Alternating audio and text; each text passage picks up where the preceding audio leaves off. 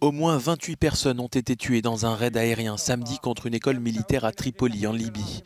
L'attaque n'a pas été revendiquée, mais tous les regards se tournent vers le maréchal Haftar, ici à l'écran, qui a lancé une offensive depuis avril 2019 pour s'emparer de la capitale.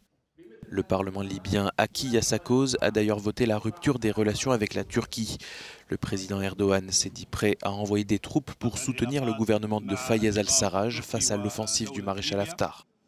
Le porte-parole du Parlement explique qu'il a été décidé de couper les liens entre le régime turc et l'État de Libye. Il précise qu'un vote à l'unanimité autorise également les forces armées à désactiver les aéroports, les ports et les ports terrestres qui sont sous le contrôle de la milice.